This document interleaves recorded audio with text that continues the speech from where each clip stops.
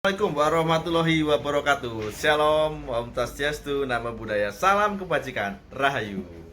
Selamat pagi mitra Polmas dimanapun Anda berada. Jumpa lagi dengan saya Bribka Aprila Agung Kristianto dalam channel Polmas 2009. Itu dulurku semuanya. Pagi ini kita ada kegiatan untuk sosialisasi tentang penyakit diabetes ya. Ini penting sekali. Nah, nanti penyuluhan ini akan dilakukan dari Yayasan Penyuluhan Kesehatan Indonesia. Nanti ada petugasnya ke sini untuk bapak-bapak polisinya. Gitu ya. Kita ikutin terus ya. Penuh. Silakan dilihat di bagian ingredient, isinya hanya karbohidrat dan gula. Diminum anak-anak. Anak-anak itu masih sangat rentan sekali, jadi tidak boleh. Apalagi minuman sekarang banyak sekali marak boba. Boba tahu Pak? Boba itu tidak memiliki fungsi sama sekali di dalam tubuh kita dan dia tidak bisa dicerna oleh lambung. Walaupun bisa, itu butuh waktu yang sangat lama sekali. Ketika lambung sudah malas tidak bisa cerna, dia akan dititipkan di usus buntu. Nah, itu akan jadi suatu penyakit sampai menderita diabetes. Diabetes anak-anak itu jangan satu-satunya hanyalah suntik insulin seumur hidupnya kalau nggak dapat cangkok pankreas. Pak, saya beberapa waktu lalu sosialisasi itu di Kodim Probolinggo. Kebetulan dari Dandim kita diwajibkan untuk bisa sosialisasi ke setiap koramil. Kayak gini juga masuk ke polsek-polsek. Saya sosialisasi itu di Koramil Krucil di bawah kaki Gunung Argopuro, Pak. Anaknya sekarang kelas 5 SD, dia sudah menderita diabetes tipe 1 dan suntik insulin mulai dari kelas 2 SD. Ya Pak ya. Jadi apapun yang dikonsumsi anak-anak sebaiknya harus selalu dipantau. Yang kedua, susu kental manis. Susu kental manis itu susu kaleng ya Pak ya. Susu kaleng itu tidak memiliki kandungan susu. Dia kandungannya hanyalah gula. Sebenarnya secara pemakaian, secara penyajian makanan, susu kental manis itu tidak boleh diseduh dan tidak boleh diminum. Susu kental manis hanya digunakan untuk topping pada makanan saja. Boleh ditaruh di atas roti, ditaruh di atas donat, itu boleh. Tidak boleh untuk diseduh, diminum ya Pak ya. Seputar diabetes tipe 1 hanya itu. Karena diabetes tipe 1 itu jalan satu-satunya yang suntik insulin seumur hidup. Kecuali dia dapat cangkok pankreas, itu baru bisa. Nah, yang kedua adalah kondisi diabetes tipe 2. Diabetes tipe 2 ini paling sering dialami oleh masyarakat dan paling sering tidak disadari. Sebagian besar masyarakat tidak menyadari bahwa dirinya sudah terkena diabetes. Baru datang ke rumah sakit atau ke puskesmas atau ke dokter ketika sudah dalam kondisi gula darahnya tinggi, bahkan sudah komplikasi ke penyakit yang lain. Kira-kira Pak, kalau kondisi diabetes tipe 2 itu seperti apa? Seperti ini. Jadi makanan yang kita makan diproduksi memang masuk ke lambung, diproduksilah jadi gula darah. Pankreas itu tidak bisa memproduksi insulin secara seimbang dengan gula darah. Misalnya gini Pak, penyebab utama kondisi diabetes itu adalah pola makan yang tidak teratur. Makan itu normalnya sehatnya satu hari berapa kali Pak? Satu hari 3 kali. Nyemilnya sehari berapa kali Pak? Nah, nyemilnya sehari berkali-kali. Sekarang pertanyaan saya gini Pak, kalau makanan pokok kita adalah karbohidrat atau nasi berikut lauk pauknya, kira-kira nasi berikut lauk pauknya itu bisa dicerna oleh lambung berapa lama? Berapa lama Pak? Nasi berikut lauk pauknya. Yang paling cepat dicerna oleh lambung adalah air. Air itu cepat. Yang kedua adalah buah dan sayur. Buah dan sayur dianggap kurang lebih 20 sampai 30 menit. Kalau nasi berikut lauk pauknya itu bisa diserna kurang lebih 4 sampai 5 jam baru bisa selesai. Kalau sehat, kita itu sarapan pagi itu sehat karena pada saat mau beraktivitas kita butuh energi. Energi diambil dari gula darah atau karbohidrat. Kalau bagi yang diet yang tidak usah makan, nanti energi diambil dari lemak, otomatis dia akan diet sendiri. Paling wajib adalah sarapan pagi untuk kita beraktivitas. Setelah sarapan pagi kita boleh makan lagi itu setelah 4 atau 5 jam kemudian. Jadi di angka makan siang kurang lebih jam 12 sampai jam 1. Sehat lagi itu makan sore maksimal jam 7. Di atas jam 7 lambung itu sudah istirahat, tidur Pak. Tapi kalau Bapak masih mau ngisi, masih mau makan, itu sama lambung dibiarkan saja, tidak dicerna. Dia akhirnya bisa jadi diabetes dan komplikasi. Sebenarnya kalau malam itu kita tidak lapar. Lapar itu lapar hanya tipuan dari otak kita saja bekerja ke saraf yang lainnya, memberikan inisial ke lambung, jadi kita lapar. Sebenarnya cukup dikasih air sama buah saja itu sudah cukup. Kalau Bapak makannya normal sehari 3 kali pagi, siang, sore itu sehat. Tapi yang menjadi tidak sehat sudah makan sehari 3 kali ditambah nyemilnya berkali-kali. Contoh, dari rumah mau berangkat sudah sarapan di rumah ya Pak ya. Begitu sampai kantor Pak Kapolsek mobilnya baru.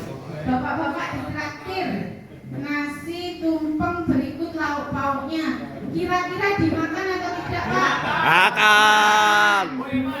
Sayang, itu diangkat jam 8. Padahal setengah 7 mau berangkat juga Sarapan. Agak siang lagi Pak Sium ulang tahun. Bapak ditraktir nanti jam 10.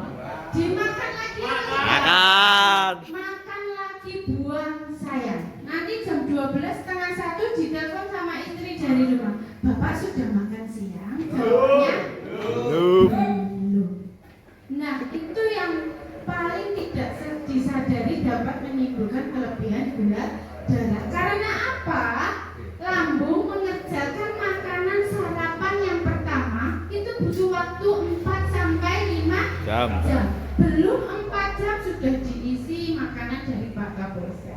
Belum 4 jam lagi sudah diisi bakso dari Pak Sium. Otomatis kerjanya semakin menumpuk. Kalau sudah menumpuk, otomatis gula darah akan menumpuk di sini karena insulin tidak bisa mengimbangi produksi gula darah dari lambung. Akhirnya terjadilah kelebihan gula di dalam darah yang disebut diabetes.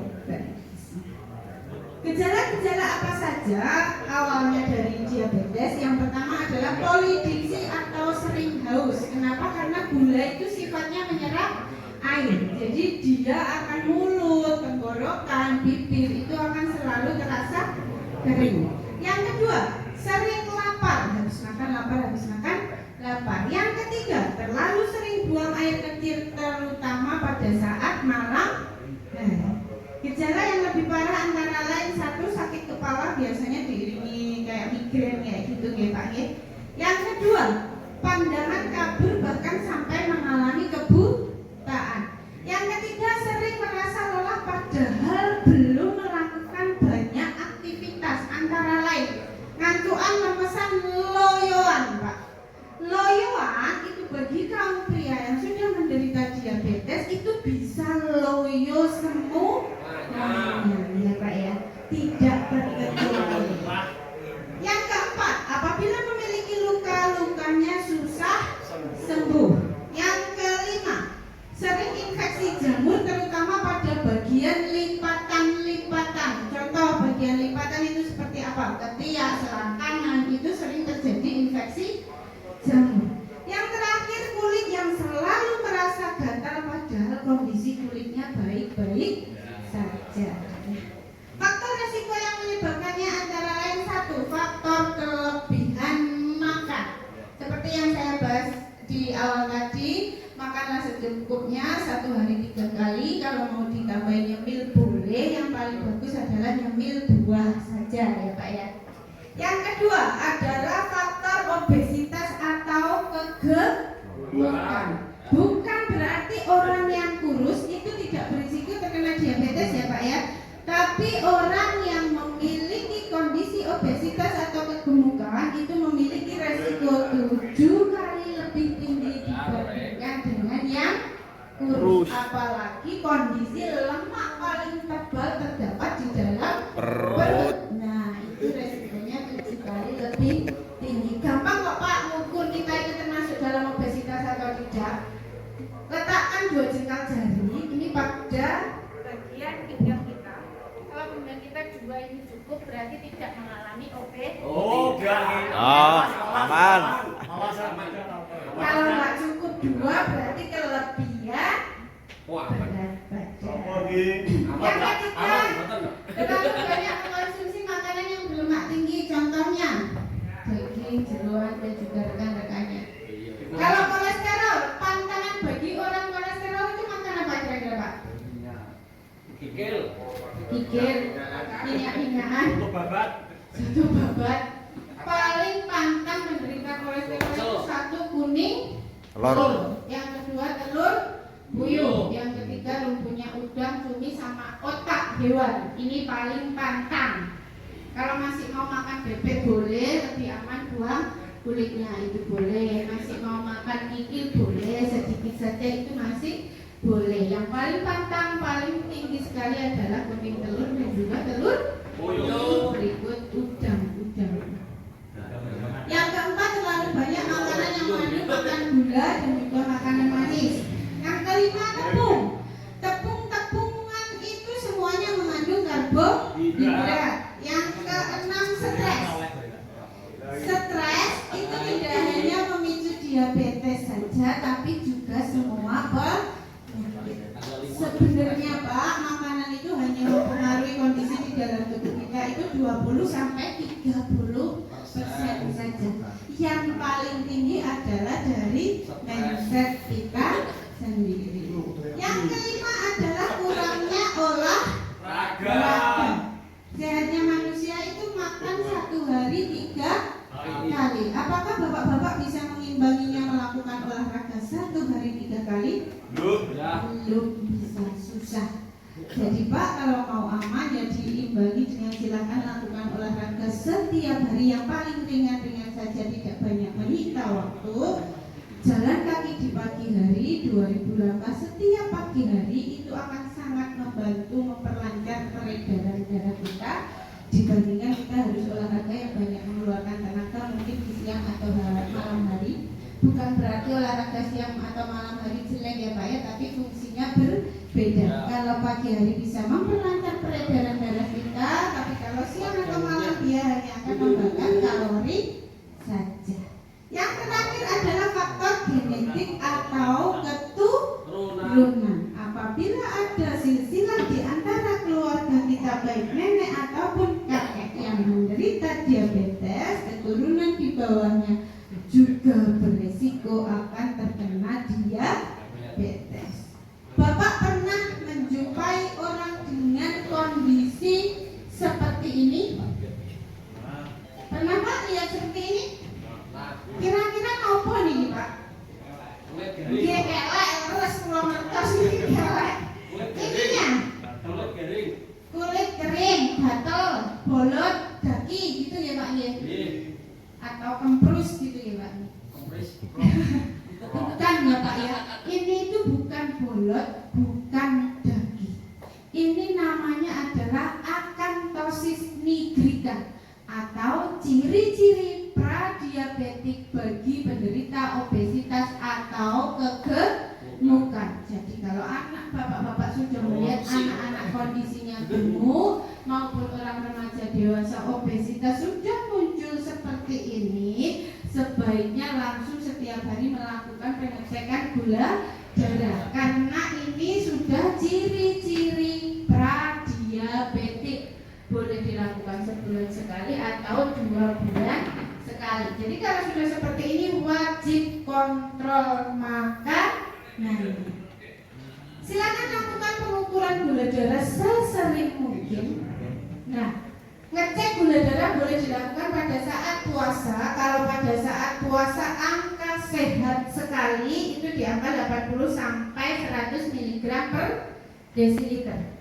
Kalau ngeceknya 2 jam setelah makan itu di angka 80 sampai 140 mg per desiliter. Itu angka sehat sekali.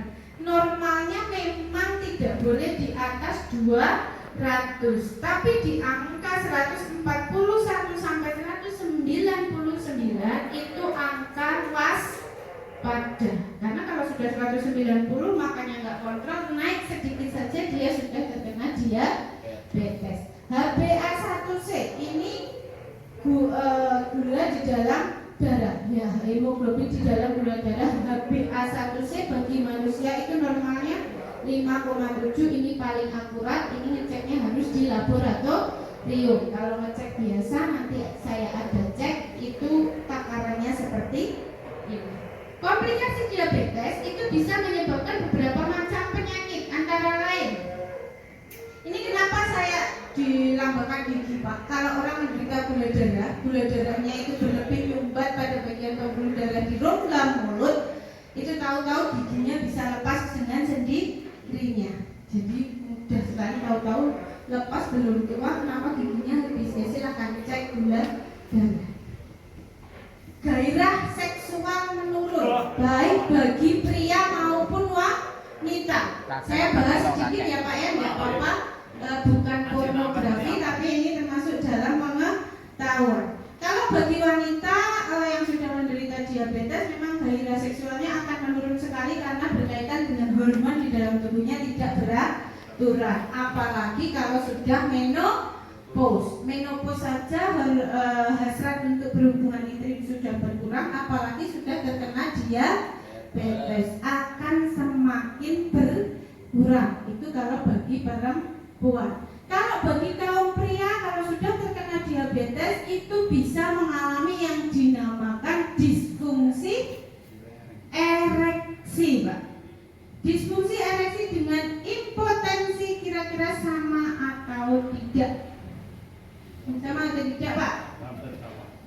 Hampir sama. Kalau impotensi sudah tidak bisa ereksi. Kalau disfungsi ereksi masih bisa ereksi, tapi dengan berbagai macam tipe. Disfungsi ereksi itu sebenarnya ada 3 tahapan, Pak. Disfungsi ereksi tahap 1, mohon maaf agak porno. Dia masih bisa ereksi, masih bisa masuk ke dalam lubang kelamin perempuan, masih bisa beraktivitas. Nggak lebih dari 2 atau 3 menit sudah selesai. Disfungsi ereksi tipe 2, masih bisa ereksi. Begitu masuk ke dalam lubang kelamin perempuan sudah selesai. Disfungsi ereksi yang ketiga ini fatal, bisa mengarah ke impotensi, yaitu masih bisa berdiri, masih bisa ereksi, tapi begitu menempel ke kelamin perempuan sudah selesai. Kira-kira apa Pak penyebab dari disfungsi ereksi? Paling tinggi kira-kira apa? 1, penyakit diabetes. Selain itu yang kedua adalah perokok aktif. Yang ketiga terlalu seringnya mengkonsumsi obat penurun kolesterol, asam urat, asam lambung dan sebagainya. Yang terakhir stres dan depresi. Itu paling tinggi penyebab dari disfungsi ereksi. Kira-kira biasanya kaum pria itu mencari solusi. Kalau sudah mengalami disfungsi ereksi pasti mencari solusi ya Pak ya. Solusinya kira-kira apa Pak? Obat kuat. Jadi Pak, sebenarnya obat kuat itu tidak disarankan untuk terlalu sering dikonsumsi karena bisa menyebabkan selain 1 penyakit jantung, yang kedua juga gagal ginjal. Jadi silahkan cari yang alami-alami saja. Contohnya apa? Contohnya apa Pak kira-kira? TMJ. Kalau disarankan itu tumbuhan yang namanya tapak liman. Tahu Pak? Tapak liman itu tumbuhannya nempel dengan tanah, dia kayak ada antenanya, itu bagus. Yang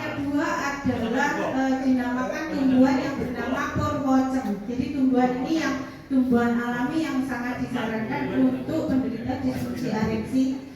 Secara obat kuat dia bersifat alamiah. Kalau mau obat kimia harus dengan resep dokter. Paling aman adalah Viagra, tapi juga harus dengan beberapa macam pantauan. Kalau disfungsi ereksinya disebabkan karena diabetes, berarti harus menurunkan kadar gula di dalam darah. Gula darah berlebih menyumbat pada bagian pembuluh darah di retina mata, itu bisa menyebabkan terjadinya pandangan kabur sampai buta. Gula darah berlebih menyumbat pada bagian pembuluh darah di ginjal, itu bisa menyebabkan terjadinya gagal ginjal. Kalau menyumbatnya pada bagian pembuluh darah di otak, bisa menyebabkan terjadinya stroke. Begitu juga kalau sudah di jantung, bisa menyebabkan terjadinya serangan jantung. Apalagi bagi perokok aktif. Saya rasa di ruangan ini tidak ada ya Pak ya perokok aktifnya.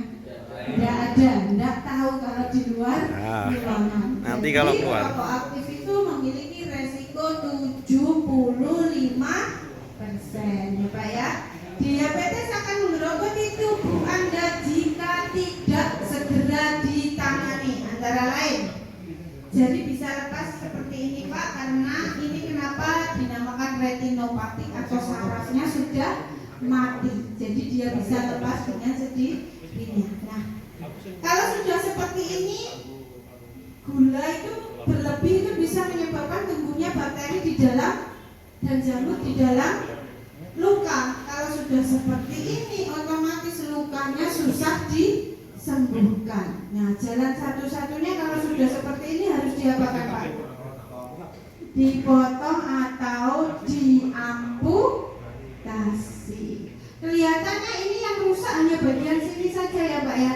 Jangan salah. Jadi sarafnya itu sudah rusak sampai atas. Jadi yang dipotong atau diamputasi itu bisa sampai atasnya. Kalau sudah seperti ini sudah pasti menimbulkan bau yang tidak sedap. Jadi bagi penderita diabetes, kalau misalkan sudah bengkak di bagian kaki, walaupun belum bengkak, penderita diabetes itu sebaiknya kemanapun pergi diusahakan selalu pakai kaos kaki yang sifatnya lembut. Karena penderita diabetes itu kalau sudah bengkak dan parah, kesenggol saja kena luka, itu lukanya sudah susah disembuhkan. Setiap habis mandi, sela-sela jari itu harus selalu dilihat. Apabila sudah kemerah-merahan, ya segera harus ditangani supaya lukanya tidak sampai busuk seperti ini. Sebagian besar penderita diabetes itu luka pasti diawali di telapak kaki. Pak, sosialisasi seperti yang saya sampaikan tadi, kami memberikan sosialisasi tentu ada solusinya supaya kita bisa terhindar dari diabetes dan komplikasinya. Sebelum masuk di bagian solusi, ada yang ingin saya tanyakan. Apakah bapak-bapak di sini masih setuju dengan slogan mencegah lebih baik daripada mengobati Pak? Kalau masih setuju dengan slogan mencegah yang lebih baik daripada mengobati, silakan lakukan pencegahan mulai dari sekarang. Pencegahan itu bisa dilakukan dengan berbagai macam cara. Antara lain satu, pencegahan dari luar atau preventif dari luar. Meliputi apa saja? Satu, hindari makanan yang mengandung bahan pemanis dan juga pengawet. Yang kedua, hindari makanan yang berlemak tinggi. Yang ketiga, konsumsi makanan yang berserat tinggi seperti buah dan sayur. Yang keempat, hindari stres. Yang terakhir, lakukan olahraga secara teratur. Kalau dari kelima ini Bapak bisa melakukannya semuanya secara aktif atau semuanya setiap hari tanpa tertinggal satu pun, insya Allah bisa terhindar dari diabetes dan komplikasinya tanpa kurun waktu. Namun pertanyaan saya Pak, kira-kira dari kelima faktor ini ada nggak satu saja yang paling susah dilakukan, nomor berapa? 4. Kalau stres ini kayaknya habis gajian sembuh ya Pak? Atau hanya numpang lewat saja? 4 ini paling susah ya dihindari. Enggak lah Pak, bisa lah kita ngatur pola stres kita. Hal paling susah lagi nomor berapa kira-kira Pak? Kalau menurut survei 8, yang paling susah dilakukan atau paling susah dihindari itu nomor 1. Karena dimanapun berada kita ini sudah dikepung sama makanan yang mengandung bahan pemanis dan juga bahan pengawet. Istrinya di rumah sudah masak tidak menggunakan pemanis dan juga pengawet. Tapi karena Bapak sering di lapangan, makannya di luar, tidak tahu apakah penjualnya pakai pengawet atau tidak. Contoh gampang saja, makan makanan di penyetan mungkin ya Pak ya. Bapak pasti pernah menjumpai penjualnya minyak yang sudah habis dituang yang baru, habis tuang yang baru sampai berubah warna menjadi hitam. Itu sudah sangat menimbulkan yang namanya zat karsinogen. Nah itu sangat berbahaya sekali dalam tubuh kita, bisa menyebabkan penyumbatan pembuluh darah, bahkan sampai tumbuhnya sel kanker. Kalau dari luar kita tidak bisa mencegah satu saja, berarti kita tidak bisa mencegah dari luar secara maksimal. Silakan dibantu dengan cara pencegahan dari dalam. Pencegahan dari dalam itu seperti apa? Bapak bisa mengkonsumsi tumbuhan alami di sekitar lingkungan kita yang memiliki kandungan antara lain antidiabetik, anti-lipid peroksida, antioksidan. Manusia kalau antioksidannya sudah di atas 40 mg per desiliter di dalam tubuh, jangankan diabetes, sel kanker pun dia tidak akan tumbuh. Nah, ketiga zat ini bisa didapatkan ke dalam tumbuhan apa saja? Yang pertama ini, ada yang kenal Pak?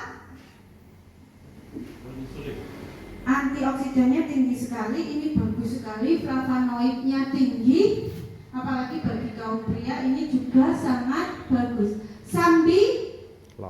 Sambiroto, ada ya Pak ya, banyak ya. Sambiroto ini memiliki kandungan pahit tertinggi, zat pahitnya tinggi. Untuk itu kenapa manusia tidak boleh minum zat pahit saja, harus diseimbangi dengan tumbuhan yang lain. Bapak pasti kalau minum jamu pahitan itu kan bahan dasarnya sambiroto ditambah secang dan ditambah yang lainnya. Sambiroto habis minum jamu pahitan dikasih apa?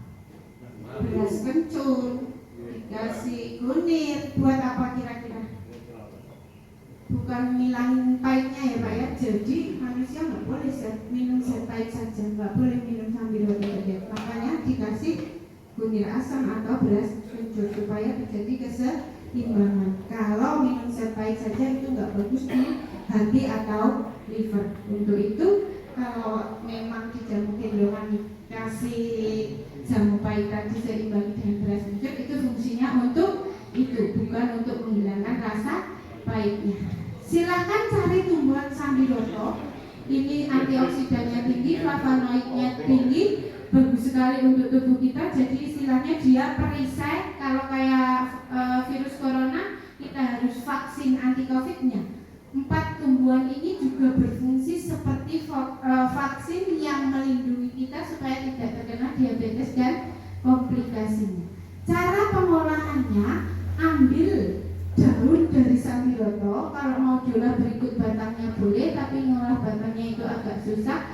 Yang paling gampang adalah ambil daunnya saja. Kalau sudah diambil daunnya, dicuci bersih. Setelah dicuci bersih, jemur di dalam ruangan, tidak boleh kena sinar matahari secara langsung sampai kering. Kalau sudah kering, tumbuk sampai halus menyerupai serbuk tepung atau serbuk kopi, simpan di dalam toples kedap udara. Karena kita harus menyiapkan tumbuhan ke yang lainnya sebagai penyeimbang. Nah, sambiroto ini akan diseimbangkan oleh tumbuhan ini yang memiliki kandungan antihipertensi. Jadi bagi perokok aktif itu disarankan, bahkan diwajibkan nyari tumbuhan ini karena dia bisa menghilangkan nikotin yang terlanjur menempel pada pembuluh darah.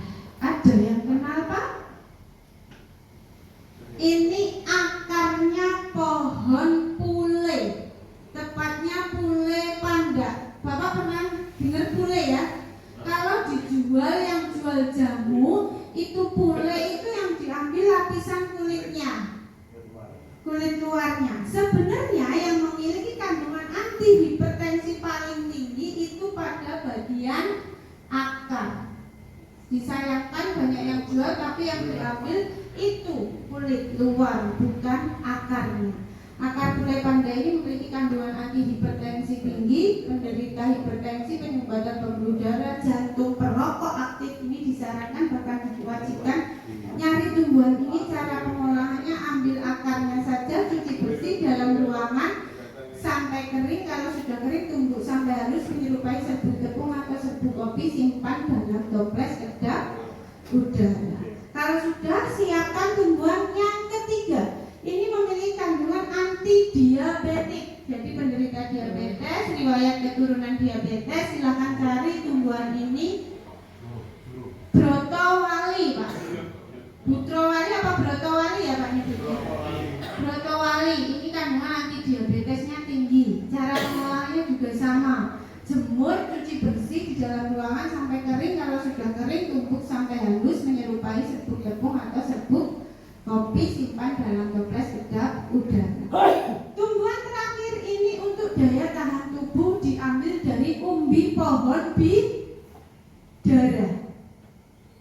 Pernah lihat ya Pak pohon bidara? Itu umbinya kandungan antioksidannya tinggi. Jadi untuk daya tahan tubuh kita sangat bagus. 3 formula yang terakhir disempurnakan untuk daya tahan tubuh. Karena kalau semakin meningkatnya usia, otomatis daya tahan tubuh semakin menurun. Jadi kita harus ada zat untuk menambahkan daya tahan tubuh kita. Cara pengolahannya, ambil umbinya saja, dicuci bersih, dikupas, buang kulitnya. Kalau sudah diiris tipis-tipis kayak ngiris bawang, jemur di dalam ruangan sampai kering. Kalau sudah kering, tumbuk sampai halus menyerupai serbuk tepung atau serbuk kopi, simpan dalam toples kedap udara. Keempat, tumbuhan yang sudah Bapak haluskan sendiri di rumah tadi bisa tahan 2 tahun tanpa zat pengawet, mampu mencegah berikut mengobati diabetes dan komplikasinya. Cara pengolahannya sudah saya sampaikan, cara penyajiannya atau cara konsumsinya.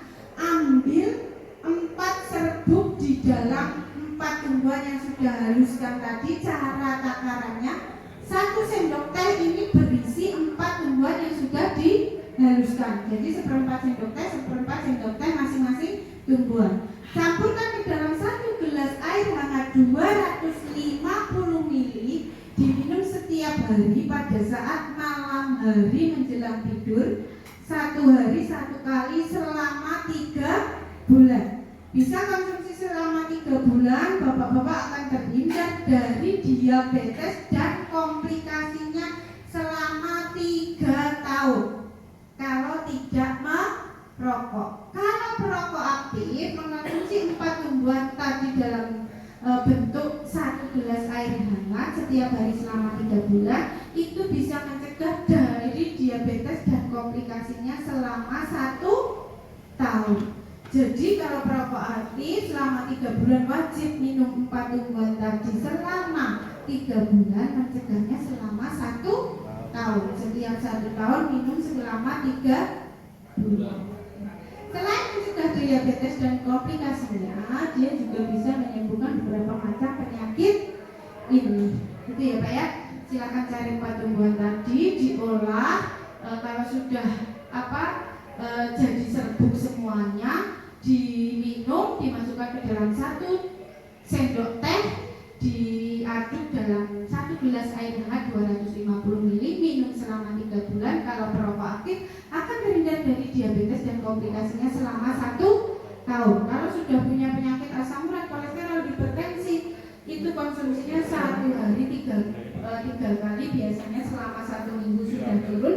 Selanjutnya minum terus selama 3 bulan, mencegah supaya tidak kambuh kembali. Ada pertanyaan Pak? Silakan. Saya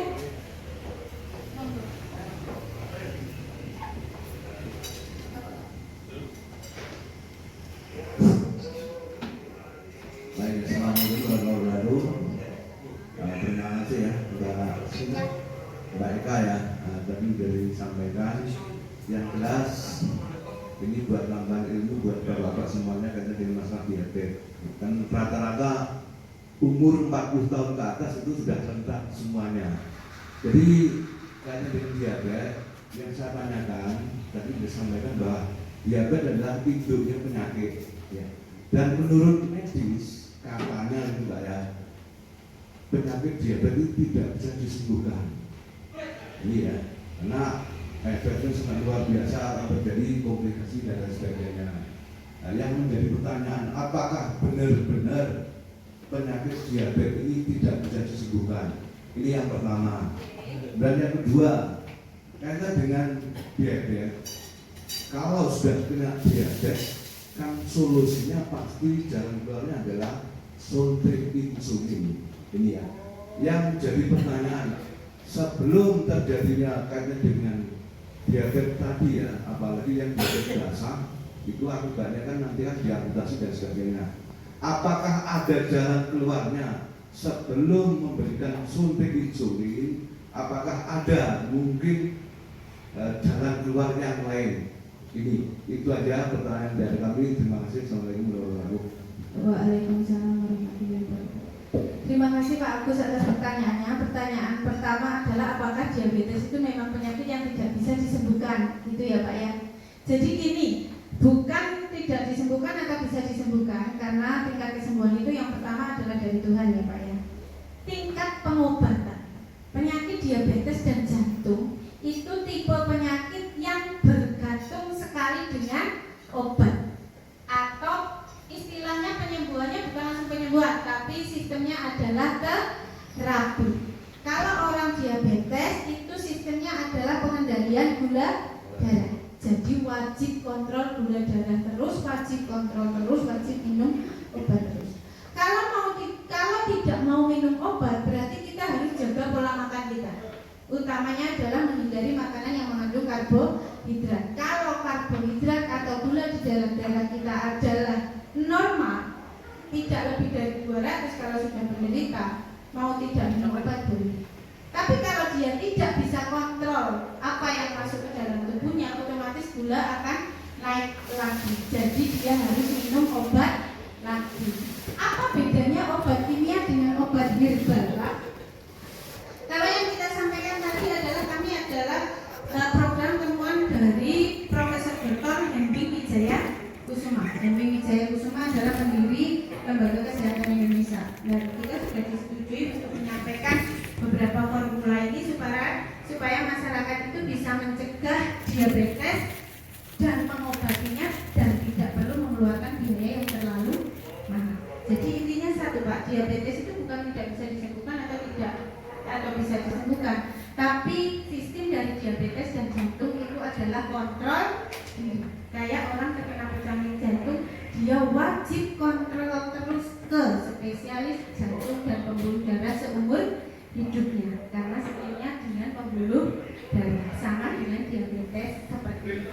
Nah, kalau dengan menggunakan 4 tumbuhan tadi itu sistemnya seperti ini. Kita minum, kenapa wajib 3 bulan?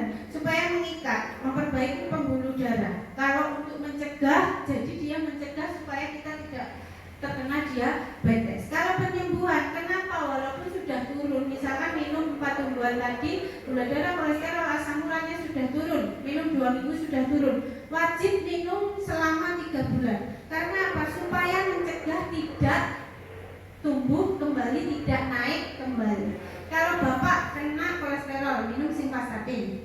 Minum simvastatin, kolesterolnya langsung turun. Jatuh 2 hari atau turun. Hipertensi, minumnya amlodipin. Jatuh 2 hari langsung turun. Tapi jeda beberapa hari dia naik lagi. Kadarnya naik lagi, tinggi lagi. Akhirnya harus minum lagi. Minum obat lagi, turun lagi, minum obat lagi. Akhirnya terjadilah efek ketergantungan. Sedangkan orang yang terlalu banyak mengkonsumsi obat penurun gula, penurun asam urat, penurun kolesterol, itu efek sampingnya selain disfungsi ereksi, emah, asam lambung, juga osteoporosis dan osteoartritis. Jadi diabetes itu bukan penyakit yang bisa disembuhkan atau tidak, tapi sistem pengobatannya berbeda dengan penyakit yang lainnya. Itu ya Pak. Itu pertanyaan yang pertama. Yang kedua terkait dengan insulin. Tadi sudah saya jelaskan, diabetes tipe 1 dan juga diabetes tipe 2. Kalau diabetes tipe 1, terkenanya diabetes tipe 1 berarti pankreasnya sudah rusak total.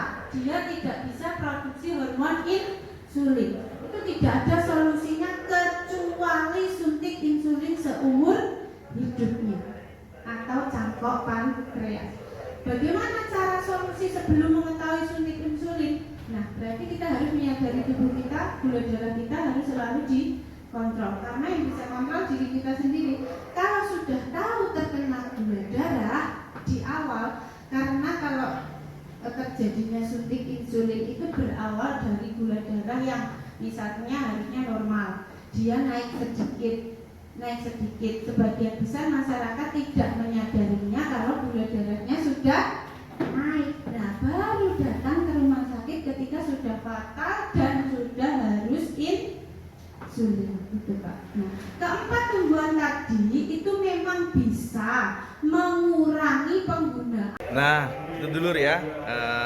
Tadi sudah disampaikan panjang lebar sekali luas oleh petugasnya dari Yayasan Penyuluhan Indonesia Kesehatan ya. Semoga kita semuanya sehat, terhindar dari diabetes. Poin-poin yang penting tadi ya, ada 4 kalau nggak salah tadi ya.